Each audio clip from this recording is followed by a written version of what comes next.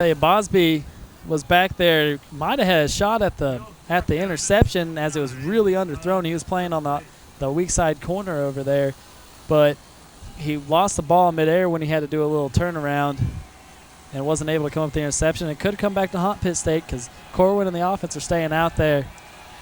And it is now 4th and 10 for Corwin and the offense as he will have two receivers up top and Levance Taylor right next to him in the backfield, as there will be single coverage on the near side, and he will try and throw across the middle, and he has a man there, and it is just out of the reach, as that was a good throw by Corwin, but it was it's a hard catch to make. I think he got a hand on it. It was definitely Cannon again. He loves going to Cannon. Pete was on the coverage, and he's going to come in. He's got him beat the high side. He really couldn't do anything. Pete couldn't do anything there. He had him on the hip, but Corwin just throws a safe pass. Oh, excuse me, it was Kirkwood actually on that play. But he throws a safe pass over the head of Kirkwood. Kirkwood, that's a hard ball to even see, let alone catch it, but he still tried, and he made sure it wasn't going to get intercepted by throwing it up into the end zone and up and away from the defense. And now Zach Dickey will take over as they will do a double reverse. They hand off to John Brown as he flips to Thomas, and Thomas has some blocking out front by Aaron Kolich and Zach Dickey, and then he is brought down just past the 35-yard line, as that'll be a gain of 7 yards on a little trickery, opening up the playbook with some gadget plays. Yeah, about once a week we're going to see something like that from Tim Beck, aren't we? You see it here. John Brown had a nice little lane to go in too, but he pitched off Thomas. Got a couple of big men out there in front of him.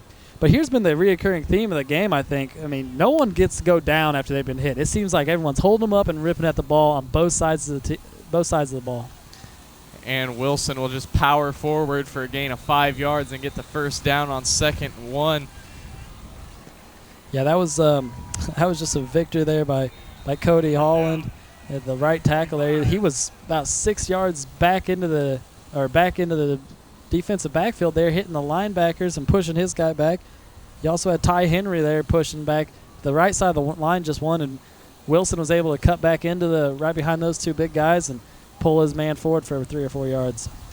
And Gorillas are pressing now towards midfield as they will do a little sweep to John Brown, and he is across the 50 into Central Missouri territory, as that is a huge play for John Brown as he takes it well across the 50 into Central Missouri territory, as that will be a gain of 25, almost 30 yards. Yeah, that's Montre Smith made the touchdown saving tackle, kept him along the sideline, and that's a good tackle right there. You gotta, but look at John Brown, just uses the speed to get to the outside. One third step, he's there, and Montre Smith barely, he's the last man to beat. Luckily for the Mules, he was able to stop John Brown from getting any farther, because any farther was a touchdown.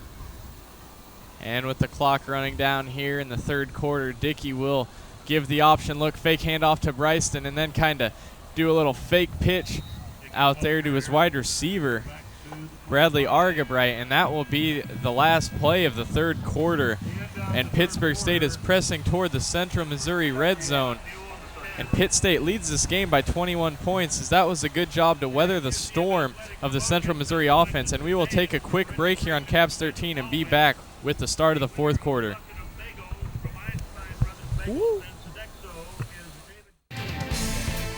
This broadcast of Pittsburg State University Athletics is brought to you in part by the Pittsburgh Department of Communications and Brenner Mortuary. With over 100 years of service, Brenner Mortuary guarantees affordable prices and the friendliest service around. In a time of need, you can look to Brenner Mortuary to help you move on with your life. Brenner Mortuary, 114 East 4th Street in Pittsburgh. And we are back here to start the fourth quarter on Caps 13 with Pittsburg State leading this ball game 31-10. And that was a great job by Pittsburg State to weather the storm, as Corwin and the offense came out with a great groove there to start the third quarter. Yeah, both their drives. We've only seen 2 drives by each team. I mean, it's been a lot. It was a lot more ball controlled half there for third quarter. Saw 2 drives at them. They moved the ball well. They just got stranded on their second. They got stranded on their second drive there, and had to go for a 4th and 10 where they barely missed the touchdown hookup with Kirkwood from Corwin. Now we're going to see Pitt State bring its offense back on the field for for a short second down at the 25-yard line of the Mules. And they are pressing very close here to the Central Missouri red zone with Zach Dickey leading the charge as he has 1 rushing touchdown and 2 passing touchdowns. Bryston Wilson's added in a 44-yard touchdown as they lead this game by 21 points here to start the 4th quarter. And it will be 2nd and 3 on this first play of the 4th quarter. And I'll tell you that second passing touchdown, more of a receiving touchdown. John Thomas had to do a lot of work to get that one in from 70 yards out.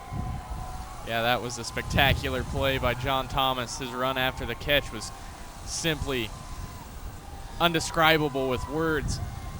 And Zach Dickey will just take it himself off the left side and get past the 25-yard line, but not much more, as he is brought down by the pursuing defenders of Central Missouri. There's 2 or 3 of them, and it will now be 3rd and short for the Gorillas.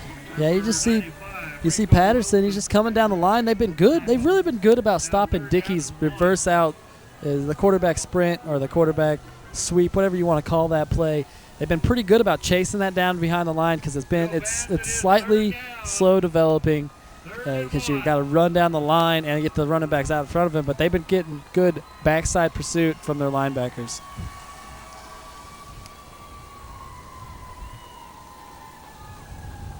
And Dickey will keep himself, and he is brought down. I do not know if he has enough to get the first down. It will be very close as he did fall forward after he did the fake handoff to Bryston and kept it himself. Yeah, they brought a pretty big run blitz. They brought corners in. You know, the goal, Marlon Douglas come on off the backside. The goal was to get the backfield stop before anyone even got going. And I'll tell you, they hit Bryson Wilson as soon as it looked like he had the ball. And, of course, Dickey pulled it out, but Bryson Wilson had the ball, and he got hit immediately. If that would have been on Dickey, if they would have been able to hit both of them, might have seen some real confusion, maybe even a fumble. And that will move the chains for a Gorilla first down. And Dickey will hand off up the middle to Bryston Wilson as he is now in the red zone for the Gorillas after a gain of about 4 yards. Yeah, just a little more of the old medicine there from Wilson. Give me the ball. Let me just run into this big defensive line, and I'm going to fall forward. I'm going to get you 2, 3, that time 4 yards. And this will be the 3rd time Pittsburg State is in the red zone as they are 31 of 37 on the season, which is a very good percentage. And they will do a wide receiver option and pitch out to Castaneda as he will get brought down, but he is at the 10-yard line, which will bring up a 1st and goal for Pitt State. You know, that's something you can't get over. You know, the players are good for Pitt State, of course. They're talented, but I'll tell you, Beck's play calling is always unique. It gets the ball in a lot of players' hands. You see a lot of Wilson this game, sure, but still we've seen a couple of wide receiver reverses. This one was with Castaneda, and you know that's a first down, a 6-yard, 7-yard gain for a first down. And they will option out right, and Dickey will keep himself and go and reach toward the pylon, and he is in the end zone for a Pittsburg State touchdown. That is Zach Dickey. He has accounted for 4 touchdowns today. He has thrown for 2 and now run for 2. Yeah, that's Zach being Zach. You got a running back that he could pitch to, so you gotta account for him. I think the running back could have went in if he was pitched to, but you know Dickey's up there. He's gonna reach in. He's an athlete. You know, I tell you, he runs with the ball away from his body right there. He pulled it away and hit the pylon with it for the touchdown. And he has just hit the double-digit mark for rushing touchdowns this year. That is his 10th touchdown via the ground game as Chase McCoy comes in and puts in another extra point. That is his 5th of the day, which makes him it's pretty impressive to have 10 40. on this with this team and how many backs get to run the ball. You see it here. He's got the running back on the outside. I think it's Wilson, but he sees the lane, and obviously a 10th rushing touchdown. When Dickey sees the end zone, he does not get stopped, does he? Not very often. He just sees it, catches the pylon, keeps his toes in bounds on the far sideline there, and he knows that he's pretty well sealed this game up for Pitt State. This is a very tough, very good defense, and it would be near impossible to come back.